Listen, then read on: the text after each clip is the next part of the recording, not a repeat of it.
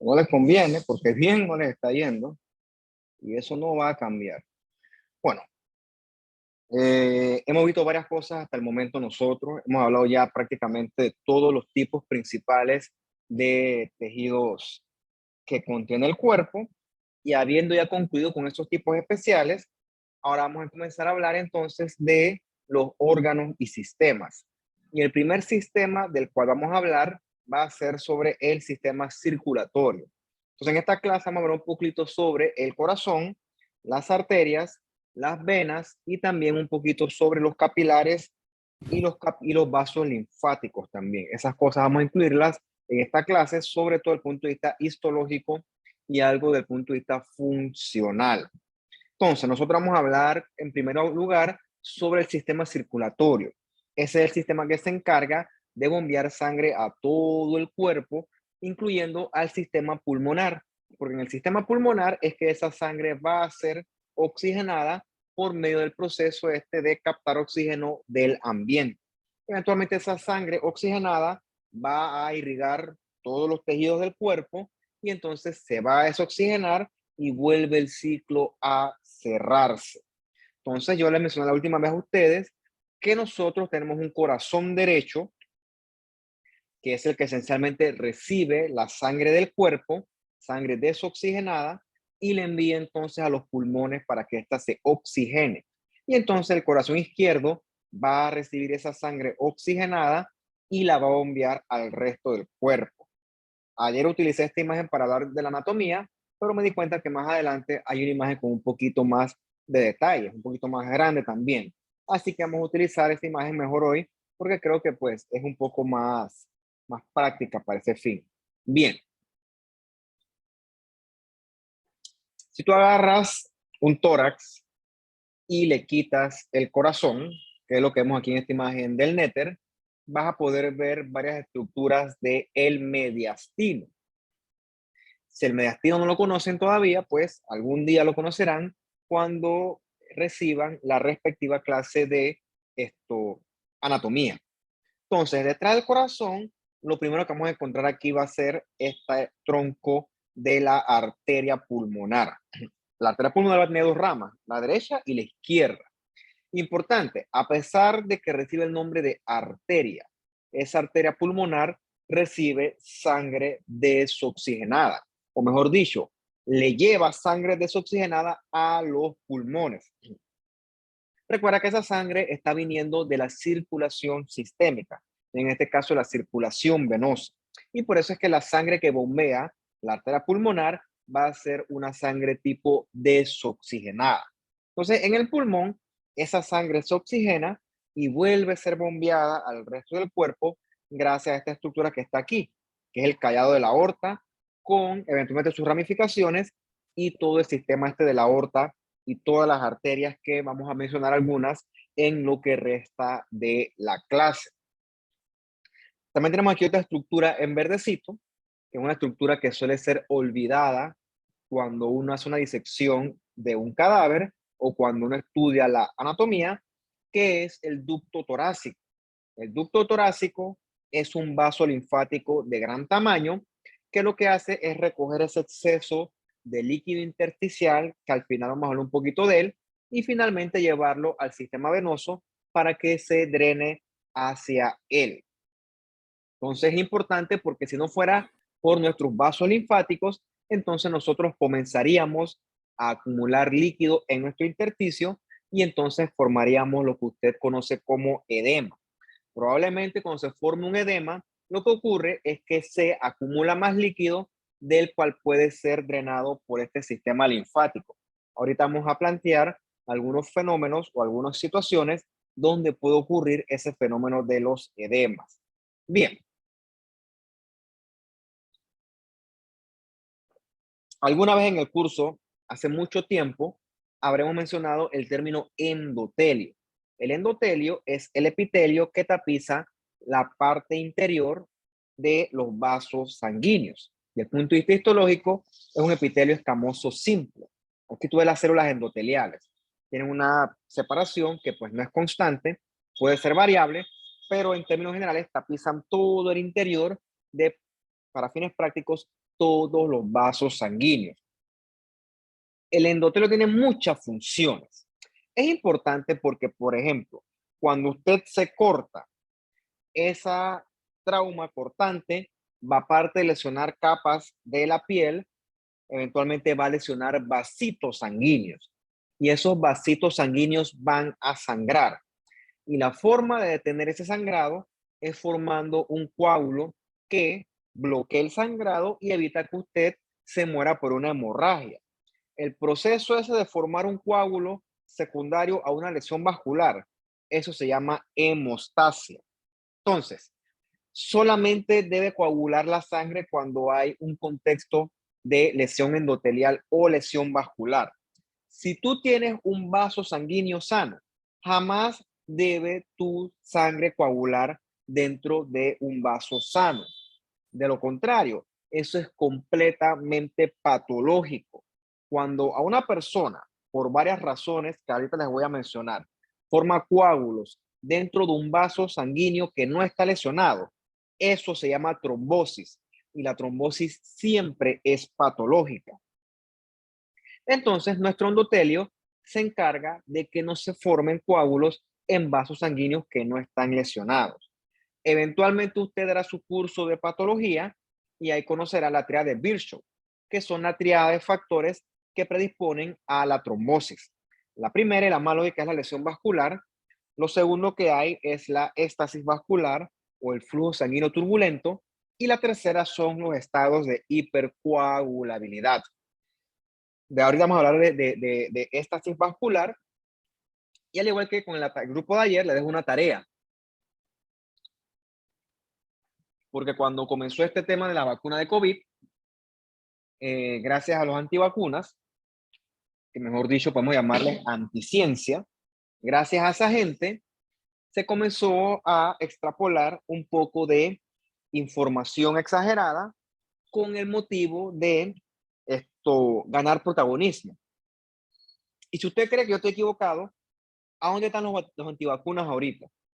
Ahorita, en mayo, ya casi junio de 2022, ¿dónde están ese poco de antivacunas? Que era gente que mínimo se vendían como si fueran unos científicos, unos tipos que sabían de todo, más que la gran mayoría de los médicos, sabían un montón y tenían uno que otro seguidor que les gustaba seguir su onda de antivacunas y anti todo y su cuestión de conspiración. ¿Dónde está esa gente ahorita? Bueno, ya han perdido fama. Tuvieron sus 5 minutos de fama y ahorita, pues, como ya el COVID en papel pasó de moda, existe, pero ya pasó de moda porque, pues, ¿quién se muere de COVID ahorita mismo? Muy poca gente. Cuando digo muy poca, afortunadamente es muy poca gente. Quiere decir que tenemos inmunidad contra el COVID y que ya no nos mata. Entonces ya esos antivacunas perdieron toda la relevancia, toda la fama se les acabó. Ese deseo de figurar, de ser científicos, de ir por encima de la ciencia médica, lamentablemente para esos individuos se les acabó sus 5 minutos de fama. Bueno, un fenómeno que esa gente promulgaba mucho era la trombosis, en el contexto de todos los eventos trombóticos. El paciente se infartó, le dio un SB, el paciente le dio un tromboembolismo, el paciente tuvo una muerte súbita, es la vacuna, es la vacuna, es la vacuna, es la vacuna, es la vacuna. Entonces, tuvo que venir la literatura científica a desmentir a este poco de charlatanes. ¿Y qué utilizaron de argumento para desmentirlos, entre otros? Dijeron que es más probable que una persona que consuma anticonceptivos orales, en este caso obviamente una mujer, esa persona va a tener más chance de poder desarrollar un evento trombótico que una persona que se haya vacunado contra el COVID. Entonces, si a usted se le prendieron sus alarmas en ese momento, prácticamente le están diciendo que los anticonceptivos orales se asocian con el desarrollo de trombosis. Entonces, esa es su tarea, que busquen por qué hay asociación entre el consumo de anticonceptivos orales y la posibilidad de desarrollar eventos trombóticos. Y una vez que usted lo lea, lo podemos discutir. Eso no se lo voy a regalar yo. Tiene que leer, tiene que discernir y tiene que aprender. No sea un antivacuna, no sea un charlatán. Lea, documéntese, tenga criterio propio. Y bueno, También cuando hay ataque, cuando tu cuerpo está siendo atacado, por ejemplo, por un microorganismo, los leucocitos normalmente viajan dentro de la sangre y los leucocitos deben ir al sitio de batalla pasando desde dentro del vaso hacia afuera del vaso. Para que eso ocurra, tiene que ocurrir una interacción entre endotelio y leucocito, de manera que el leucocito abandone la circulación y entonces llegue al sitio de batalla. Entonces, ese abandono, esa transmigración del leucocito la permite el endotelio. Bien, esta imagen es un poco superior que la anterior. ¿Qué tenemos aquí? Tenemos un corazón en el cual podemos ver las 4 cámaras que lo constituyen. La primera, no hay un orden como tal, dependiendo del libro de anatomía que tú utilices, hay distintas formas de abordar un corazón, pero a mí personalmente la que más me gusta, y me gusta porque es la ordenada, es siguiendo la circulación de la sangre. Entonces, la sangre eventualmente va a venir del resto del cuerpo a través de la circulación venosa. Usted ya sabe que la vena peso por peso más prominente del cuerpo van a ser las venas cavas, tanto la superior que está acá arriba como la inferior. Esas venas cavas van a traer sangre desoxigenada de todos nuestros tejidos. Entonces, esa sangre desoxigenada va a venir a vaciarse aquí. Esta es la aurícula derecha. La sangre de la aurícula derecha va a pasar a esta cavidad de acá, a el ventrículo derecho.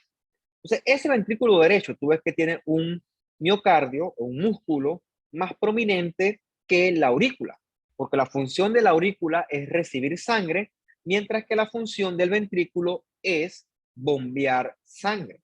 Entonces, ese ventrículo derecho va a bombear sangre desoxigenada a los pulmones a través de la arteria pulmonar, que es esta que le estoy señalando yo con el cursor.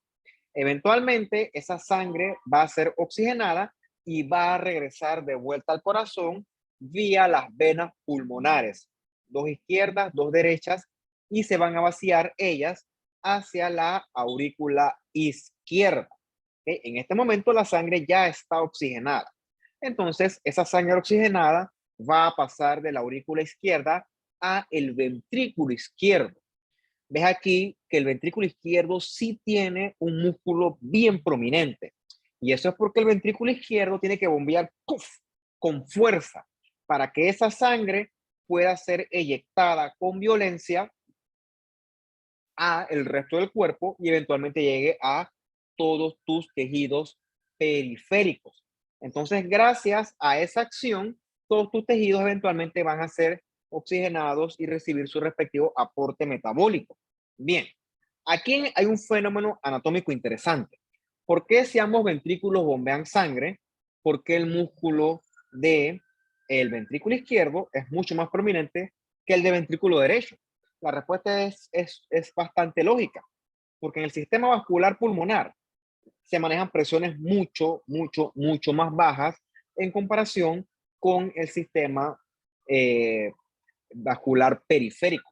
¿Okay? Aquí en las venas pulmonares, perdón, en los vasos pulmonares, la presión es mucho menor en comparación con tus vasos sistémicos, sobre todo los vasos arteriales. Por lo tanto, para que el ventrículo derecho pueda bombear, no necesita tanta fuerza, tanta potencia.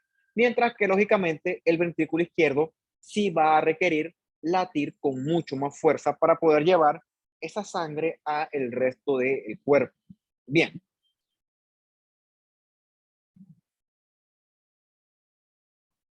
En términos generales, el corazón va a tener 3 capas. El endocardio, que es el que tapiza las cavidades, que esencialmente es endotelio.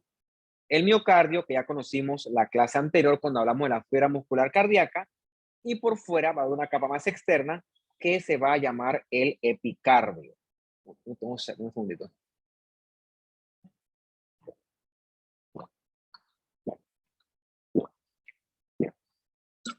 Yo como aguanto el día. Bien. La capa más interna va a ser el endocardio. Ese endocardio va a estar constituido por endotelio, que aquí prácticamente pues no se ve. En otra imagen se ve un poquito mejor. En ese endotelio te vamos a encontrar algo de tejido conectivo con algo de también fibras elásticas y también algo, un componente mínimo pero existente de músculo liso también. Ese endocardio va a tener una capa más profunda que se va a llamar la capa subendocardial. En esa capa subendocardial nosotros vamos a encontrar unas fibras bien especiales que son estas que están acá, que son fibras musculares modificadas que reciben el nombre de fibras de Purkinje. Es importante que no las confundas con las neuronas de Purkinje que están acá arriba en el cerebelo. Las fibras de Purkinje están en la capa subendocardial, sobre todo de los ventrículos, y tienen una función importante en el desarrollo de la conducción rítmica de los latidos del corazón.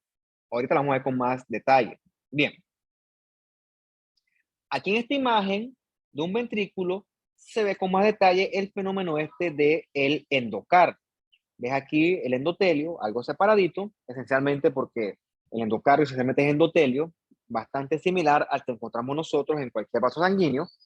Luego viene esta capa de tejido conectivo, en la que encuentras algo de colágeno, algo de fibras elásticas y algo de fibras musculares lisas. Y acá abajo está el tejido o la capa subendocárdica. Aquí encontramos estas fibras grandototas que tienen bastante citoplasma amplio. Ese citoplasma pálido lo que tiene es bastante glucógeno. O sea, estas son fibras musculares, pero que están modificadas. Estas son las fibras de Purkinje y lo que tienen ellas es una función al momento de conducir esos latidos rítmicos y constantes del corazón. Y más profundo viene la fibra muscular cardíaca, que usted ya conoce bastante bien de la clase anterior. Bien, el miocardio, tú lo conoce para repasar, él tiene un núcleo grande central y también en su citoplasma van a haber miofibrillas con un aparato contráctil que es la sarcómera que nosotros discutimos la clase anterior. En esta imagen, las fibras musculares están en un corte transversal. Por lo tanto, el fenómeno de los discos intercalares no va a ser tan fácil de ver acá. Tú lo ves en un corte longitudinal. Bueno, aquí apenas, a duras penas, ¿no? Aquí está el disco intercalar, aquí hay otro, y estas estructuras lo que hacen es conectar a las fibras unas con otras por medio de muchos gap junctions, de manera que puedan transferirse bastantes iones que van a aportar a estos latidos rítmicos y constantes y bien coordinados. ¿Okay? Esos gap junctions lo que hacen es que conectan y comunican a todas esas fibras musculares cardíacas. Bien. En esta imagen de acá, diligentemente con esta flecha negra tan atractiva, vemos las fibras de Purkinje, que son fibras grandototas con bastante citoplasma pálido, abundante citoplasma pálido, y en ese citoplasma pálido lo que hay es bastante glucógeno. ¿Okay? Si la comparas versus la fibra muscular estándar, esta es más chiquitita y uno tiene las características que ya se han mencionado bastante hasta el momento. Bien, y por fuera, o la capa más externa, va a corresponder al epicardio. El epicardio esencialmente es mesotelio. El mesotelio, al igual que el endotelio, lo mencionamos hace mucho tiempo, dijimos que era un epitelio plano simple o escamoso simple, y ya lo dejamos hasta ahí. Pero recordemos que hay mesotelio en prácticamente todos los órganos que se encuentran dentro de nuestras cavidades torácicas y abdominales. En el caso de el corazón va a corresponder con el epicardio, que también a su vez corresponde a la capa visceral del pericardio. Ahorita vamos a ver este fenómeno con un poco más de detalle.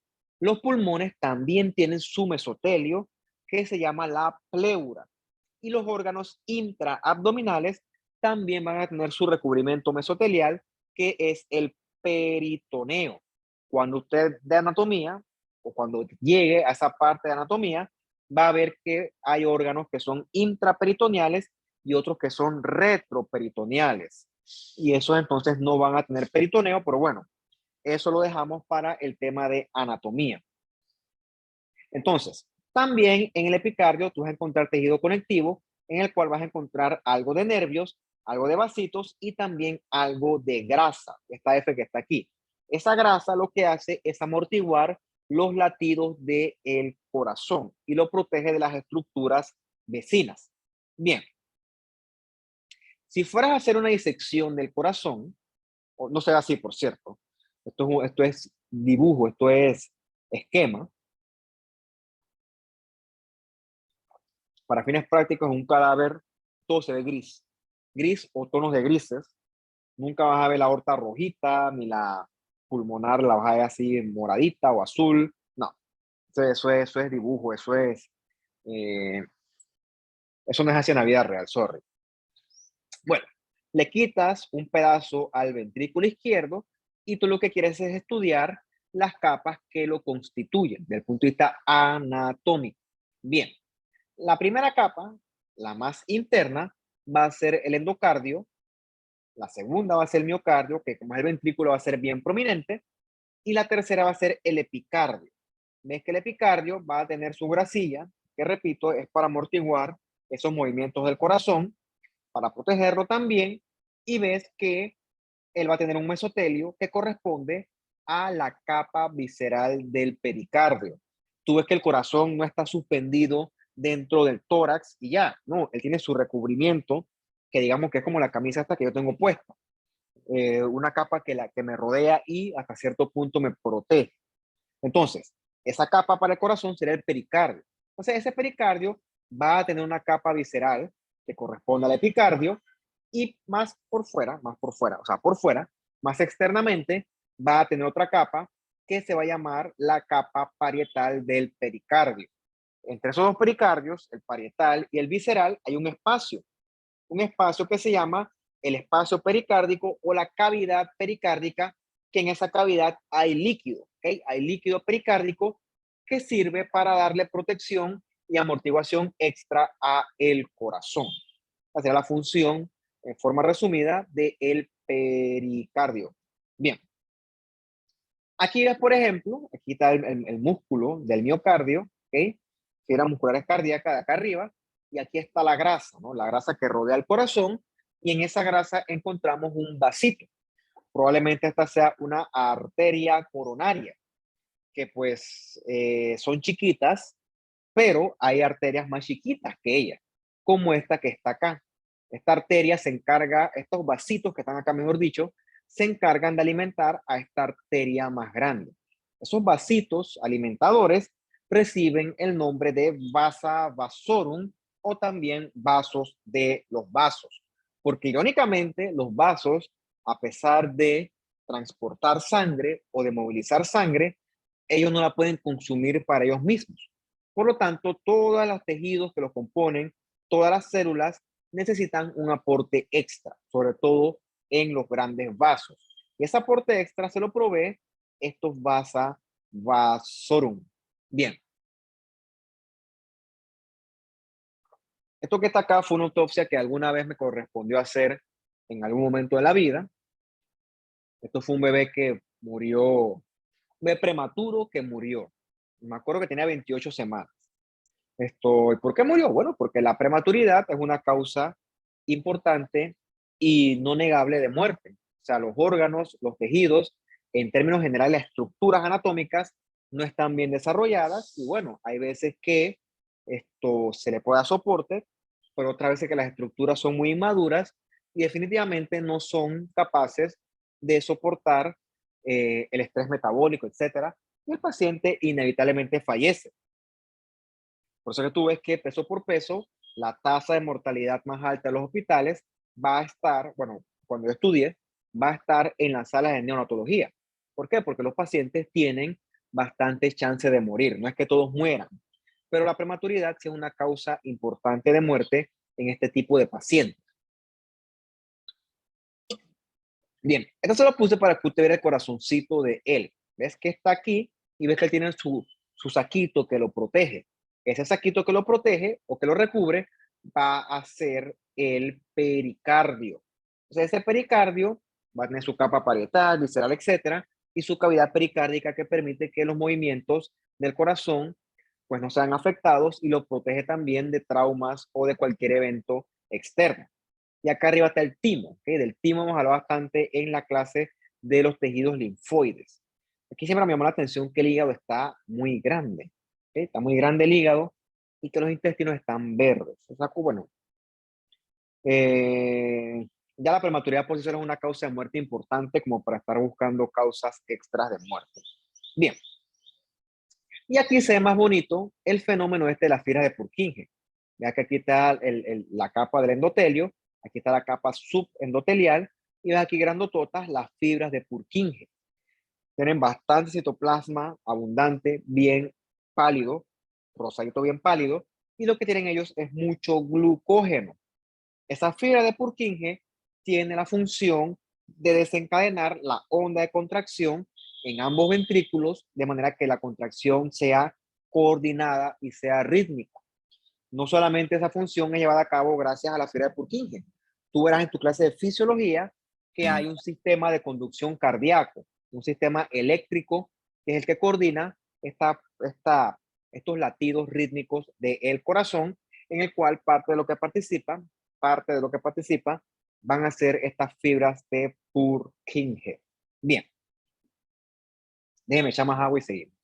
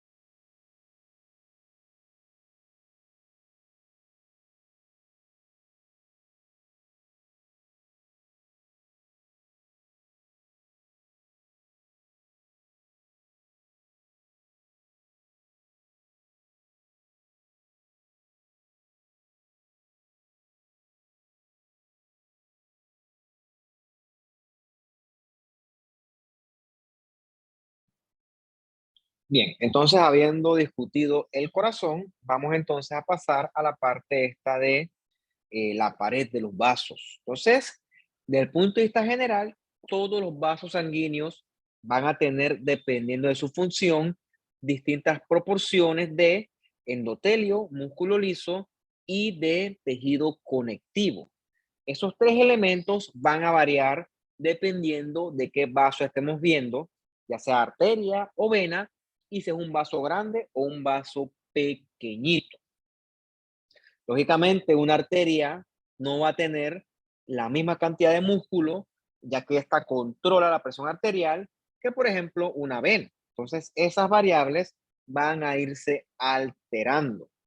Entonces, tú sabes también que eventualmente los vasos tienen que permitir el paso de sustancias con los respectivos tejidos.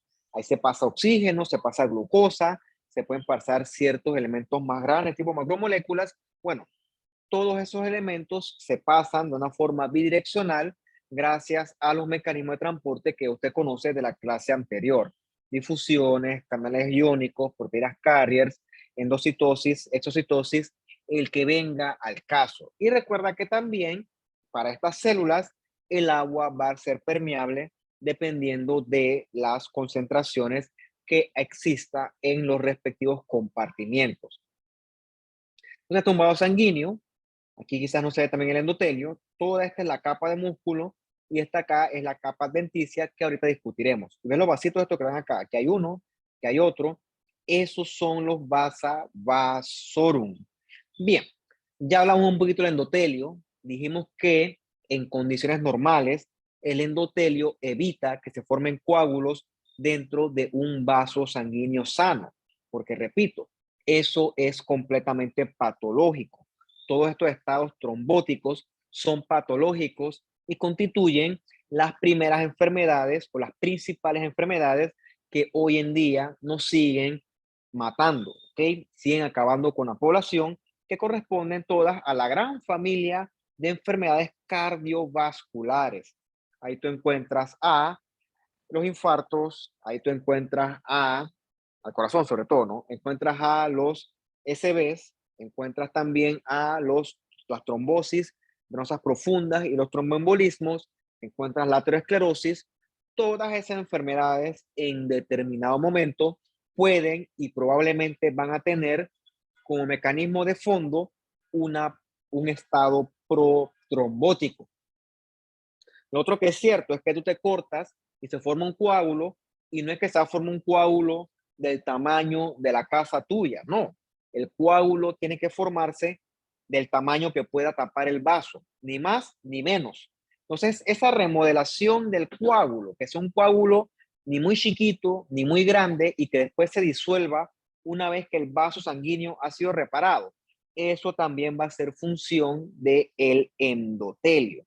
Y entonces dijimos también que el endotelio va a tener una función fundamental al momento de la inflamación, sobre todo porque los leucocitos abandonan esa circulación a nivel de la vérula postcapilar. Ahorita le voy a enseñar yo ese fenómeno con una imagen que se ve un poco mejor. El endotelio también debe secretar factores de crecimiento, porque constantemente hay que ir creando nuevas conexiones para proveer nuevos vasos. Por ejemplo, cuando usted se lesiona un tejido y ese tejido después hay que repararlo, luego de la inflamación, etcétera, se requieren nuevas conexiones, nuevos vasos sanguíneos, y para eso se requiere que el endotelio que ya existe, el vaso preexistente, genere nuevas ramificaciones. ¿Y cómo logra eso? Gracias al factor de crecimiento vascular endotelial. Ese proceso de crear nuevos vasos a partir de vasos preexistentes, a eso se le llama angiogénesis. La angiogénesis es fundamental para el crecimiento y desarrollo normal de los tejidos y, repito, también para la reparación de los tejidos luego de la inflamación. Pero esa angiogénesis también es importante para el crecimiento de otras cosas que quizás no son buenas, como por ejemplo los tumores.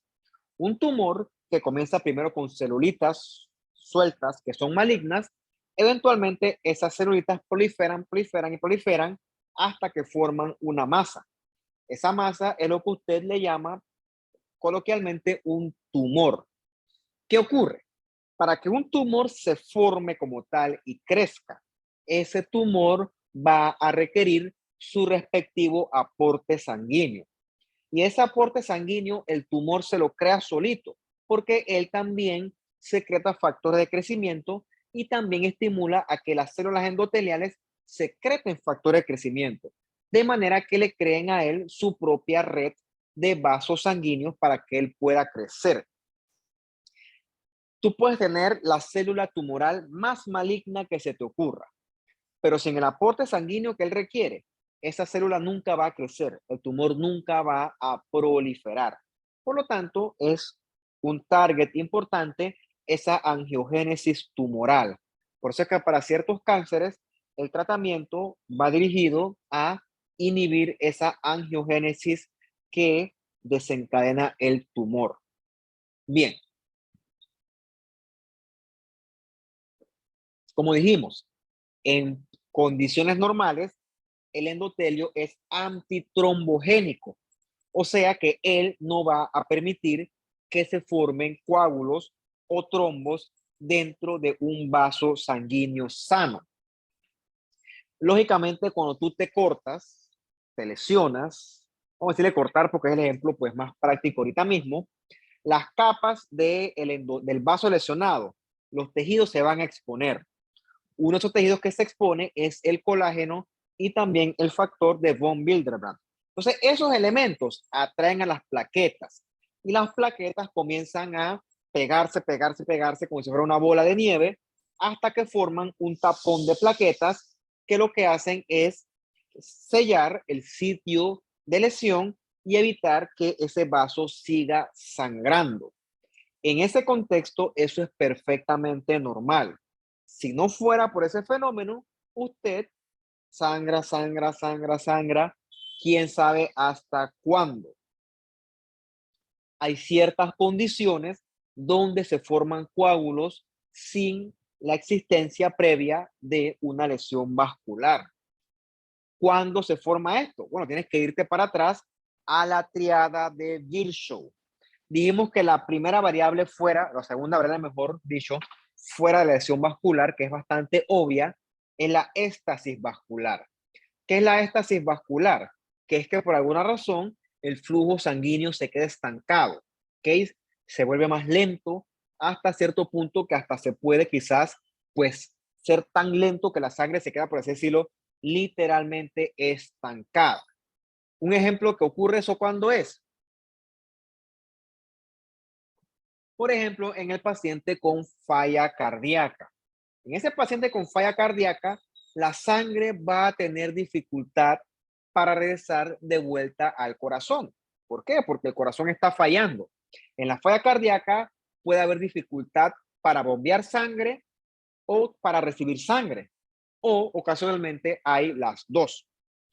Entonces, la sangre se va a quedar estancada en todos los vasos, incluyendo el sistema venoso periférico y por un tema de gravedad, sobre todo a nivel de las venas de las piernas.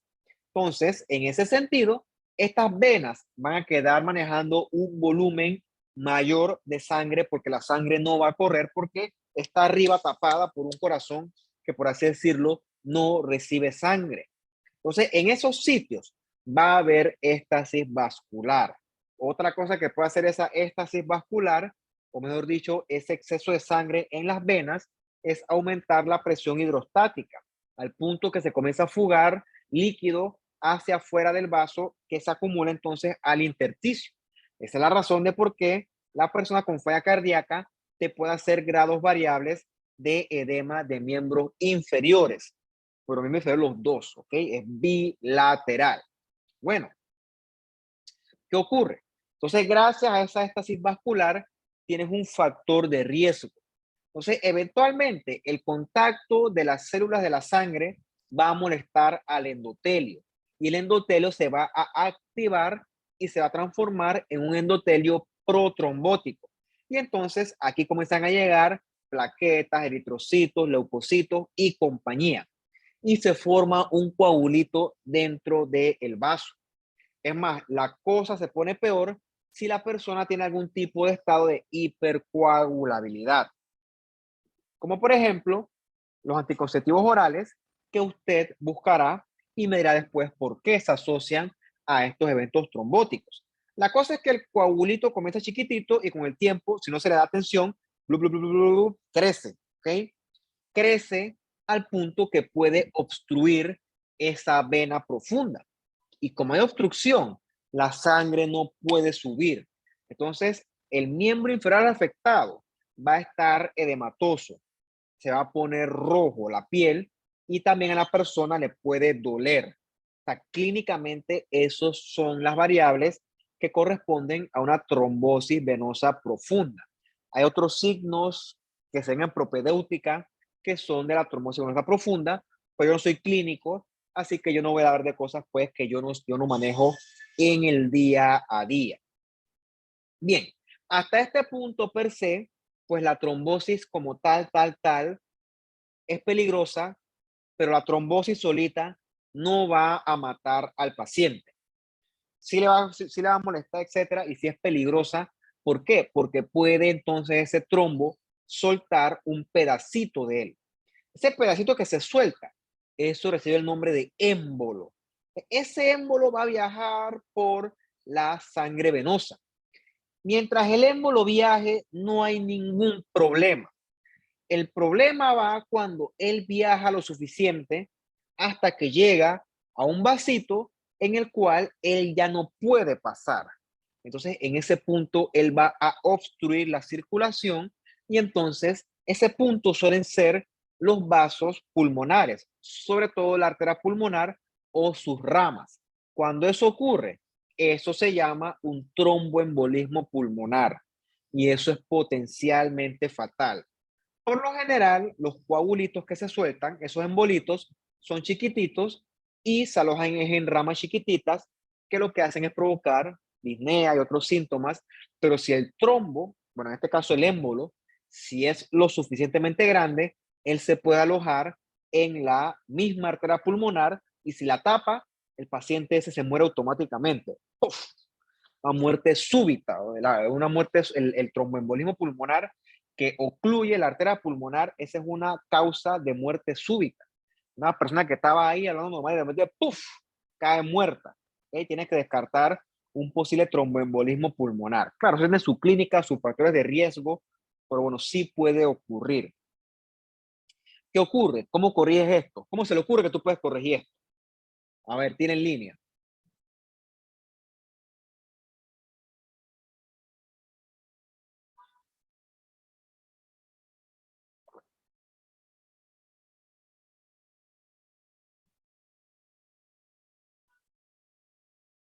¿Cómo se puede tratar eso? ¿Cómo evitas que un paciente con una trombosis venosa profunda te haga un tromboembolismo? ¿Qué se les ocurre?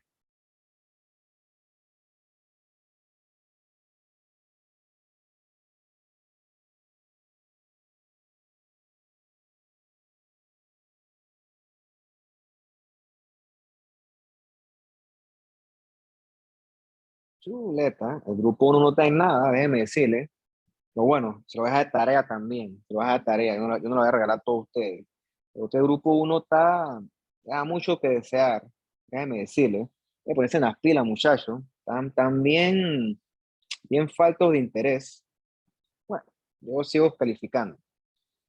Fuera de eso, del endotelio, el pared del vaso también va a tener una capa de músculo liso que por lo general se dispone en sentido helicoidal o en espiral alrededor del vaso. ¿Okay? Esa capa va a recibir el nombre de túnica media. Ahorita la vamos a ver con más calma. Y por fuera va a venir esta capa que es la túnica adventicia, que es tejido conectivo, que lo que sirve es esencialmente para anclar el respectivo vaso a su estroma u órgano que le va a dar sostén mecánico. Entonces, en ese tejido conectivo vamos a encontrar nosotros colágeno, y esencialmente es un tejido conectivo denso irregular. Y dependiendo del tamaño del vaso, podemos encontrar estos vasas vasorum.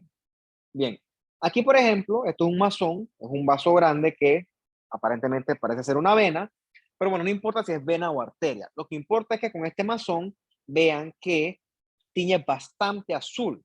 Lo que resalta ese masón es la gran cantidad de fibras de colágeno que va a tener un gran vaso. ¿Okay? El vaso tiene bastante tejido conectivo.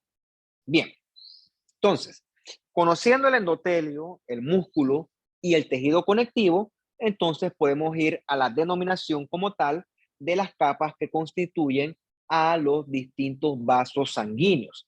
Entonces, la capa más interna se va a llamar la túnica íntima. Esa túnica íntima es la que reviste la luz o el lumen del vaso sanguíneo, va a estar constituida por el endotelio y la capa subendotelial, y en las arterias va a estar constituida también por una capa bien delicada, o bien dedicada, mejor dicho, de láminas elásticas o de fibras elásticas. Esa capa se llama la capa o la lámina elástica interna. Luego de la túnica íntima viene la túnica media, que es esencialmente músculo liso. ¿Sí? Ese músculo liso va a variar dependiendo del calibre del vaso y si el vaso es una arteria o una vena. En las arterias más grandes vamos nosotros a encontrar otra capa de lámina elástica externa. Y por fuera vamos a encontrar el tejido conectivo que va a constituir la túnica adventicia. Entonces, en este esquema tú puedes comparar una arteria versus una vena.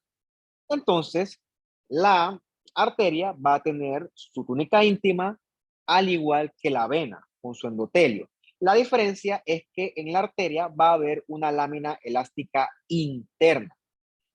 En ambos vasos va a haber una túnica media, solo que en la arteria suele ser más prominente.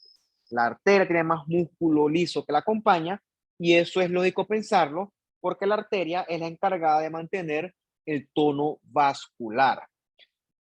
En las arterias también podemos encontrar otra capa de láminas elásticas, que esta se llama la lámina elástica externa. Ninguna de esas láminas elásticas las debemos encontrar en las venas, salvo ciertas excepciones como la vena cava, que al ser una vena de gran calibre, puede tener grados variables de tejido elástico, pero nunca tan organizado ni tan prominente como una arteria. Y finalmente, por fuera, viene la túnica adventicia, que esta suele ser en proporción más prominente en las venas que en las arterias. Bien, entonces esto que está acá es una aorta, una arteria elástica, y es para que tú veas esta M que está aquí. Esta es la capa muscular o la túnica media, y esto está lleno de un montón de fibras elásticas. En comparación acá con la vena, ¿ok? Una vena cava, que aquí está la túnica media, y tiene algunas fibras elásticas dispersas, pero nunca tan prominentes ni tan organizadas como la de la aorta. Pero sí puede tener la vena cava, de hecho sí tiene sus capitas de tejido elástico presentes. Bien, ya les mencioné los vasa vasorum, son esos vasitos que acompañan a los vasos más grandes. Ahí tú entras arteriolas, capilarcitos y también vénulas. Y también podemos encontrar nervios. Esas estructuras lo que hacen es proveerle soporte metabólico a estos grandes vasos. Por ejemplo, aquí tienes esencialmente la túnica adventicia de un vaso grande. Ves que es tejido conectivo denso y regular. Ves que aquí hay un vasito, aquí hay otro vasito, aquí hay otro, aquí hay otro. Todos esos vasitos constituyen el vasa vasorum, y lo que hacen esos vasitos es proveerle soporte metabólico gaseoso, entre otros, a el vaso en cuestión. Entonces, el primer gran vaso, no gran vaso, la primera familia de vasos que estudiaremos nosotros van a ser las arterias. Bien, vamos a comenzar primero por las arterias más grandes. Una cosa importante es que la clasificación histológica no es lo mismo que la clasificación anatómica. Entonces, la clasificación que yo les voy a proveer va a ser, lógicamente, la clasificación histológica. Y las arterias más grandes, o sea, la aorta y sus ramas más grandes, incluyendo también a la arteria pulmonar, van a ser las arterias elásticas. ¿Y por qué arterias elásticas? Porque van a tener una túnica media con bastante músculo liso que va a tener muchas, ¿ok? Muchísimas fibras elásticas. Por eso es que esas arterias elásticas reciben esa denominación. Por ejemplo, la aorta, que peso por peso es la más prominente de todas las arterias, va a tener aproximadamente 50 láminas elásticas. O sea, eso es muchísimas láminas elásticas para un vaso sanguíneo. Y ese fenómeno se ve aquí. Tú ves aquí esta pared de este vaso, de esta arteria elástica. Ves que todo esto es la túnica media, y con esta tensión para fibras elásticas todo esto negro, todos estos zigzags negros, todas esas son las láminas elásticas. Si que las puedes contar, probablemente hay más de 50, ¿sí? Entonces, por eso es que, gracias a esta prominencia de láminas elásticas, es que a estas arterias se les denomina arterias elásticas. Bien. La arteria elástica es la que va a recibir el flujo sanguíneo directamente desde el corazón, ya sea aorta y sus ramas más grandes o la arteria pulmonar. Todas esas láminas elásticas sirven para mantener el flujo sanguíneo constante y también uniforme, de manera que la arteria mantenga su forma y su tono y pueda seguir bombeando la sangre hacia los tejidos más periféricos y se pueda mantener la presión arterial. Bien, esto que usted ve acá es un fenómeno que pues es más común de lo que uno cree. Lo que pasa es que uno nunca lo ve en vivo. Eso que está acá es una ateroesclerosis. Otra pregunta importante para ustedes. Voy a apuntarlas acá, que se las voy a preguntar. A ver, anticonceptivo ya tengo apuntada. La otra, ¿cómo tú tratas una trombosis? Y la tercera pregunta es, ¿por qué la ateroesclerosis ocurre en las arterias y no ocurre en las venas? Es una pregunta para que piensen. Bueno, esta arteria que está aquí, si la luz fuera un 100%, esta luz está obstruida por esto que está acá, aproximadamente un 60 o quizás hasta un 70%. ¿Qué es esto que está aquí que yo estoy señalando con el cursor? Esa es la placa de ateroma. Esa placa de ateroma nace del depósito excesivo de colesterol y grasa en los tejidos periféricos. Realmente se deposita prácticamente en todas las arterias, incluyendo la aorta. Pero como la aorta tiene un diámetro grande, en ese sitio la placa de ateroma pues es relativamente inofensiva. Pero en la coronaria, al ser una arteria de un diámetro más chiquitito, pues la placa de ateroma es un poco más dramática y mucho más peligrosa. ¿Qué ocurre? En este sitio se deposita este colesterol y a los macrófagos no les gusta ese colesterol ahí depositado. Entonces los macrófagos van a ir a ese lugar a fagocitarse todo ese colesterol. Entonces todo ese proceso genera un estado proinflamatorio en la pared del vaso. Entonces, con el tiempo, esa inflamación se acompaña de periodos de reparación del tejido, literalmente con la formación de tejido fibroso muy parecido al que tú encuentras en una cicatriz. ¿Qué está causando esto? El exceso de colesterol. O sea que hasta que tú no cortes la fuente del problema, los macrófagos van a mantener la pared de la arteria inflamada, hasta el punto que esta placa de ateroma crece, crece, crece, crece, crece, crece, crece, crece, crece, crece, crece, y no es imposible, porque no es que la placa de ateroma llega y obstruye el 100% del vaso. Sí puede ocurrir, pero ¿qué ocurre? Cuando tú le vas achicando la luz al vaso sanguíneo, en este caso a la arteria, en las arterias la sangre fluye con bastante velocidad, hasta cierto punto fluye con violencia. Y si tú aprietas la arteria en ese sitio, el flujo sanguíneo se va a volver anormal, se va a volver turbulento. Eso es como por ejemplo, cuando tú agarras, ahora te vas al fregador, abres la pluma y el agua fluye como una columna. Entonces le metes una cuchara y tú dejas que todo salpica. O sea, el flujo se convirtió en turbulento y el agua fue en muchas direcciones. Un fenómeno similar ocurre aquí. La sangre arterial choca contra la placa de ateroma y entre más grande la placa de ateroma, mayor va a ser el choque contra esa sangre arterial. Y eso ocurre todo el tiempo, ¿ok? Eso no para de ocurrir, eso no deja de ocurrir. Eventualmente, esta placa de ateroma se puede ulcerar, se puede erosionar, se puede romper. Y realmente eso es lo peligroso, porque recuerda que esto es un tejido inflamatorio, no es tan resistente y es un tejido que a veces puede ser bastante friable. ¿Y qué ocurre cuando ese tejido se rompe? Bueno, sangra. Y cuando sangra ocurre lo mismo que pasa en cualquier vaso sanguíneo. Vienen las plaquetas y comienzan a agregarse para detener el sangrado. ¿Qué ocurre? Al esto ocurrir aquí en arteria, las plaquetas se van a amontonar tanto y el tapón plaquetario va a crecer lo suficiente para obstruir el 100% de la luz. Y cuando eso ocurre es que el paciente, ¡clácata! Ahí es que le da al paciente el infarto, porque se le obstruyó el 100% de la luz. Entonces, ves que esto es una especie de cadena que al final quedó siendo el malo de la película, las pobres plaquetitas.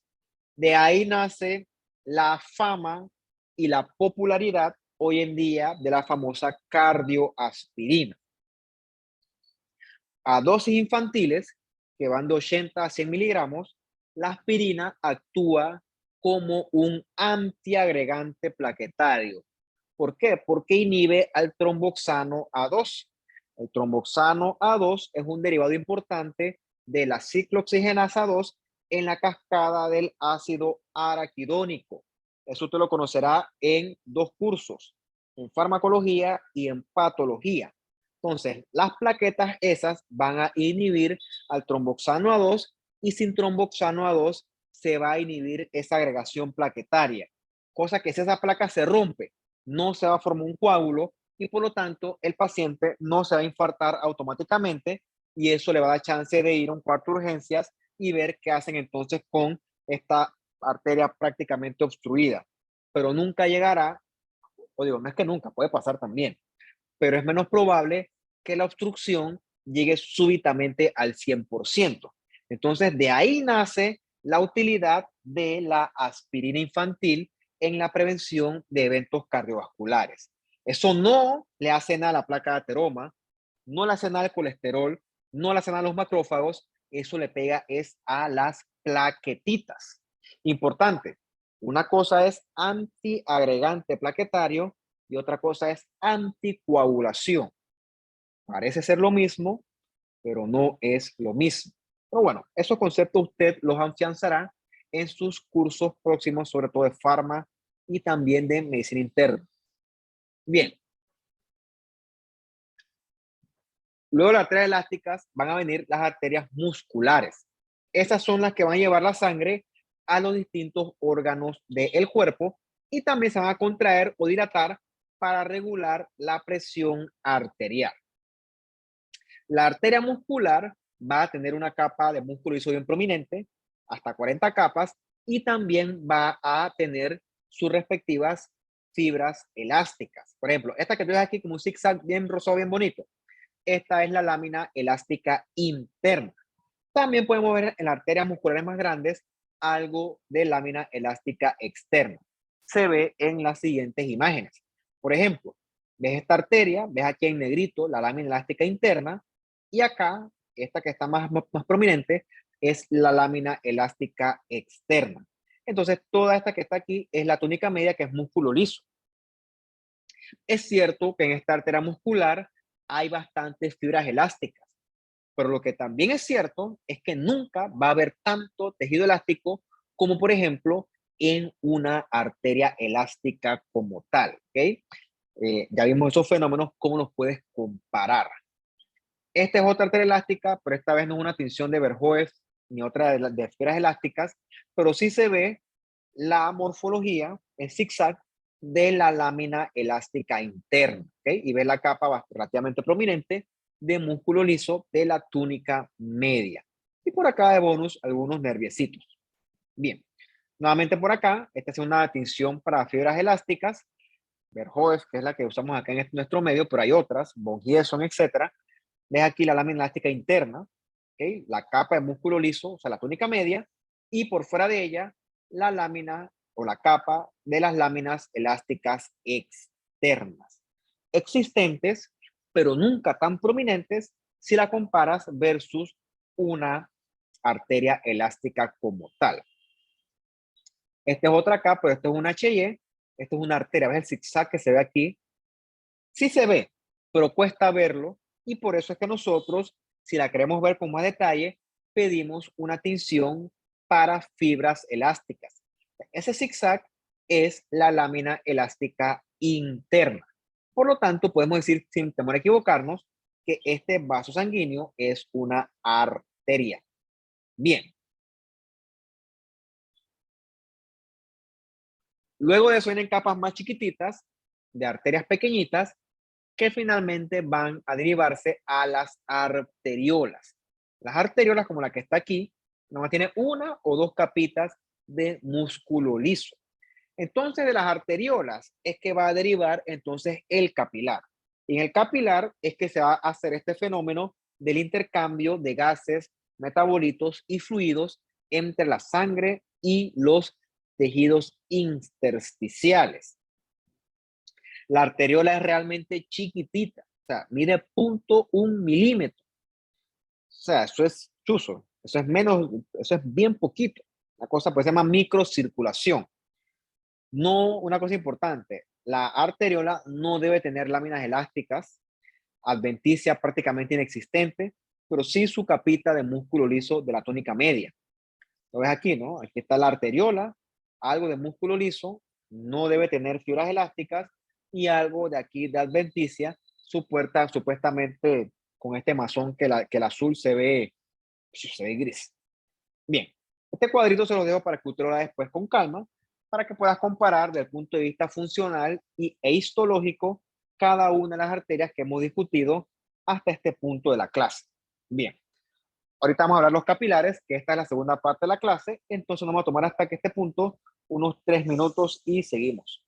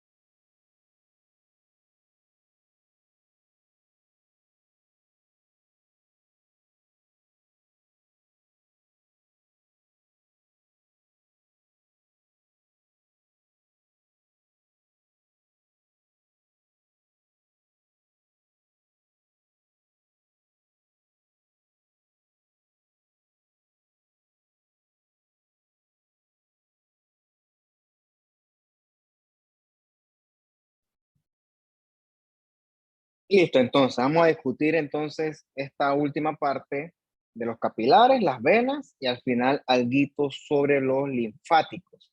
Entonces, los capilares son esos vasitos bien chiquititos, como el que tú ves aquí, es un vaso bien simple que esencialmente va a ser endotelio con su respectiva lámina basal. Entonces, ese endotelio es el que, perdón, ese capilar con ese endotelio tan simple, por así decirlo, es el que va a permitir el paso máximo de sustancias entre la sangre y los respectivos tejidos involucrados. Entonces vamos a ver que hay distintos tipos de endotelio. Esta imagen aquí se las pongo para que tú veas, esto es un endotelito de un capilarcito y tú ves que a través de él solo va a caber un solo eritrocito. Hasta ese nivel llegan los capilares. O sea, la luz es realmente bien chiquitita. Recuerda tú que más o menos un eritrocito mide 735 micras. Entonces, el lumen de ese capilarcito está por ahí, no llega a 10 micras.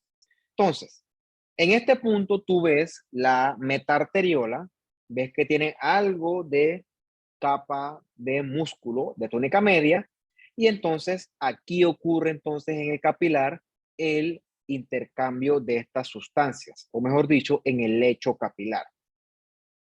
¿Qué ocurre? Al momento de la circulación, la sangre corre por esta vena a una velocidad pues relativamente alta. Y cuando llega al capilar, la sangre se va frenando, frenando, frenando, hasta que eventualmente cuando llega esto a la vénula postcapilar, que es la primera vena, entonces la sangre ya está lo más frenada posible y es en este sitio que la sangre fluye con más lentitud. Entonces, este es el sitio ideal para que los leucocitos puedan abandonar la circulación durante el evento inflamatorio. ¿Por qué? Porque la sangre correr más lento, puede el leucocito interactuar con más facilidad con el endotelio y llegar a esta interacción que le permite a él abandonar el endotelio e ir hacia los tejidos que están bajo ataque. Bien, dentro de los capilares hay esencialmente tres tipos, ¿no? Está el continuo, el fenestrado y el discontinuo o los capilares tipo sinusoides. El primero que vamos a ver es capilar continuo. Aquí tú ves esquemáticamente que todos los endotelios están bien apilados, o sea que está prácticamente eso bien sellado, ¿okay? Herméticamente sellado, de manera que permite el paso de sustancias, pero de una forma bien regulada. Esos capilares continuos, vemos en músculo, en los pulmones, tejido nervioso y algunos tejidos conectivos. Luego de él viene el capilar fenestrado. Esto lo que tiene son como este montón de huequitos o de poros, que eso lo que sirve es para que se permita un mayor intercambio de sustancias a través de estos huequitos o estas fenestras, que es lo que tú encuentras en estos bloques ornamentales que encuentras en algunas casas. Pues yo la recuerdo del interior, por lo menos que aquí en la ciudad alguna casa habrá con esos bloques ornamentales. Me acuerdo de la casa de mi abuela que tenía esos bloques, ¿no? Bloques ornamentales que, pero que eran como una especie de ventana.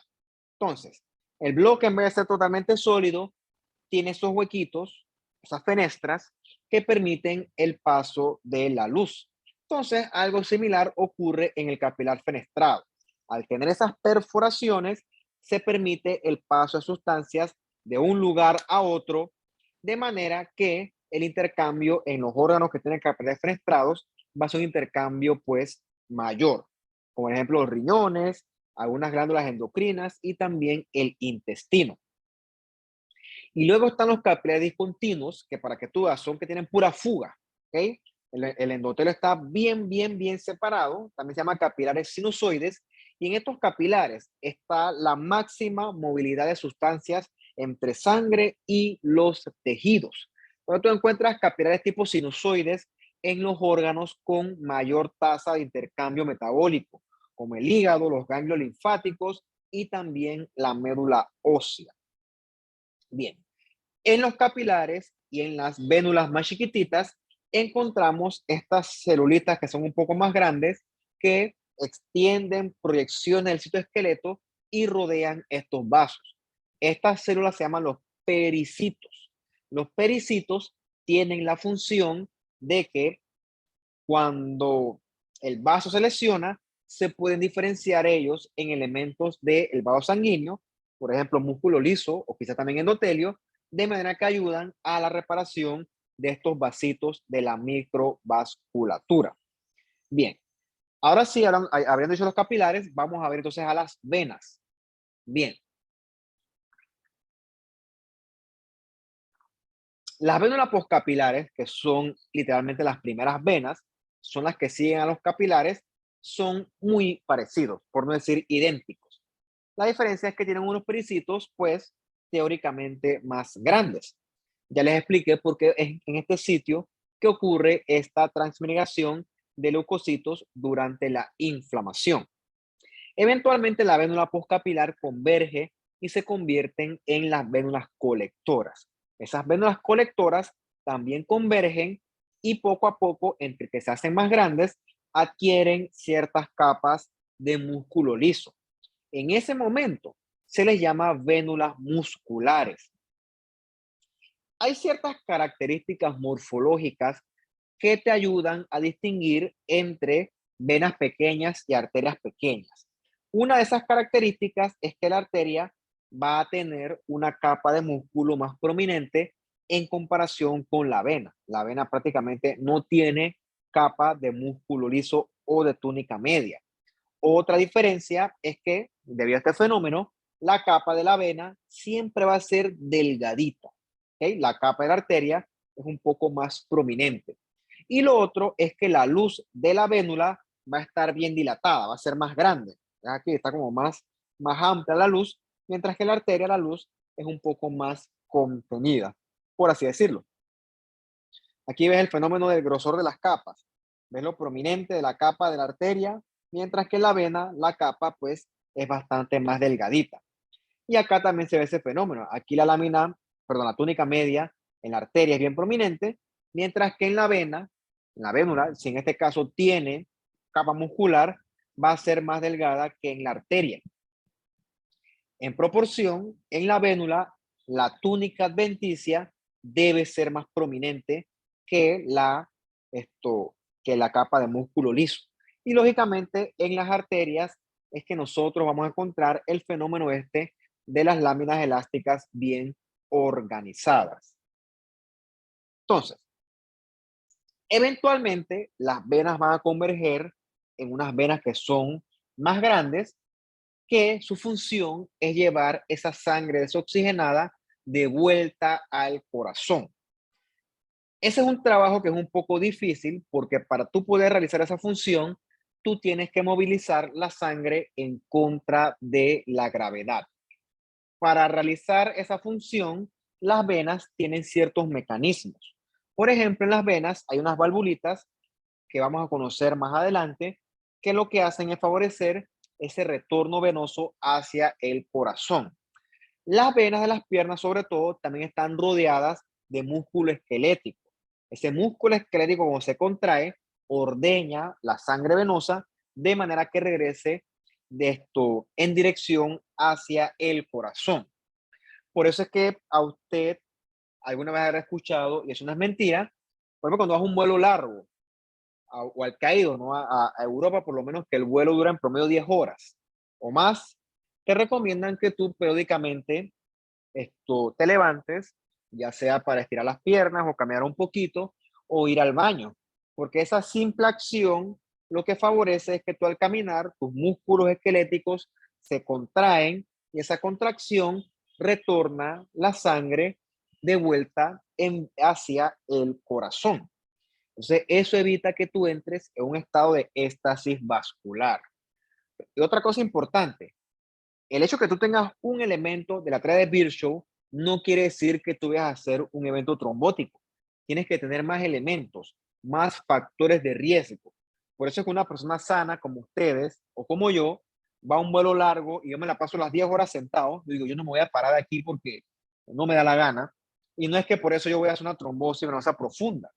No, porque solamente tengo una variante de trombosis vascular, de éstasis vascular, pero yo no tengo ni lesión vascular, ni tampoco voy a tener un estado de hipercoagulabilidad. Por eso es que a mí no me va a dar una trombosis venosa profunda. Eso le puede ocurrir a una persona con factores de riesgo. Ese fenómeno, dejando el avión de un lado, también explica por qué en ciertas personas, sobre todo las mujeres, al final del día se le hinchan las piernas. Con la edad, este sistema valvular de las venas se va deteriorando. Ese deterioro se hace más rápido cuando hay mucho aumento de peso, o el paciente o el individuo está en sobrepeso, y por alguna razón que no les puedo explicar yo ahorita mismo, eso ocurre más en mujeres. Entonces, al final del día, tú tienes la pierna, que tú te sientes que te hinchada la pierna. ¿Cómo tú puedes evitar esto? Bueno, caminando un poquito, aunque sea, evitando tener un sedentarismo que sea al 100%, porque esa acción de caminar estimula el retorno venoso y hace que la sangre no se quede estancada y entonces no se fuga el líquido hacia el intersticio y no se forman esos grados variables de edema. Lo otro que puedes hacer si se te hinchan mucho las piernas, ya sea porque estás parado mucho tiempo o sentado mucho tiempo, la cosa es que estás en la misma posición todo el tiempo, es comprarte esas medias que aprietan bastante, que van hasta casi la rodilla, esas medias antiembólicas. Lo que harán esas medias es simular la contracción que debería ser el músculo esquelético, de manera que favorecen el retorno venoso hacia el corazón. Bien, esto que está aquí, esta lengüetita que protruye hacia la luz del vaso, esta es la famosa válvula venosa. ¿Okay? Las grandes venas tienen estas válvulas venosas que lo que le ayudan es a favorecer el retorno venoso hacia el corazón. Del punto de vista histológico, estas grandes venas van a tener una túnica íntima bien desarrollada, van a tener un músculo liso prominente, pero repito, nunca tan prominente como su contraparte arterial, y pueden tener, sobre todo en las venas cavas, algo de tejido elástico, pero nunca tan desarrollado como en su contraparte arterial. Lo que aquí sí va a ser bien prominente va a ser la túnica adventicia. Las venas se caracterizan por tener una túnica adventicia más prominente si las comparáramos versus las arterias. Bien. Esto es para que vean nuevamente el fenómeno este de las valvulitas. ¿Okay? Estos pleguecitos de endotelio y algo de tejido elástico, esas son las valvulitas de las venas que favorecen ese retorno contra gravedad de la sangre vía hacia el corazón.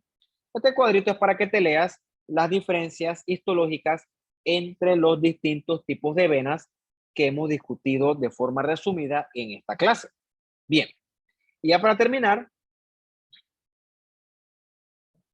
el último sistema que veremos es el sistema de los vasos linfáticos. Bien, la sangre se mantiene dentro de nuestros vasos por el balance de la presión hidrostática y la presión osmótica, que a su vez es proveída o es dada por las proteínas plasmáticas. Entonces, estas dos presiones, la hidrostática y la osmótica, deben mantenerse en balance para evitar la fuga de líquido excesiva hacia afuera de los vasos.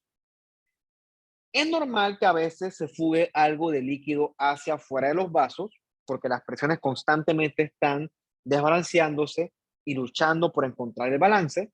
Y en ese proceso de balanceo, alguito de líquido se fuga al intersticio. Pero ¿por qué una persona sana no hace edemas entonces? ¿Por qué? Porque ahí existen el sistema de vasos linfáticos. Los vasos linfáticos son como una especie de drenaje que agarran ese exceso de líquido que se fuga al intersticio y lo absorben, y eventualmente eso conecta con la circulación venosa vía el ducto torácico y el ducto linfático derecho. Del punto de vista histológico, los vasos linfáticos son menos complejos que sus contrapartes arteriales o venosas. Solamente tú ves un endotelio ahí con algo de lámina basal, pero no ves estas capas de tejido conectivo ni de músculo liso bien delimitadas. Esos son vasos, pues, histológicamente más simples, por así decirlo. Lo otro que tú encuentras en el linfático que no encuentras en los otros es que en el linfático tú no debes encontrar eritrocitos, que es lo que usted ve acá. Este vaso sanguíneo, la luz, solo está llena de pura linfa. Si tú encuentras eritrocitos ahí, algo raro está pasando. Esa es otra característica del vaso linfático en comparación con los otros. Ves que aquí a duras penas más hay una luz, algo de endotelio bien separado, y no hay discernibles. No puedes ver aquí de que, sí, túnica media o túnica adventicia. No, aquí el asunto está bastante menos organizado. Bien, esta es la última. A ver, fuera la tarea, ¿tienen preguntas, ustedes, dudas o comentarios?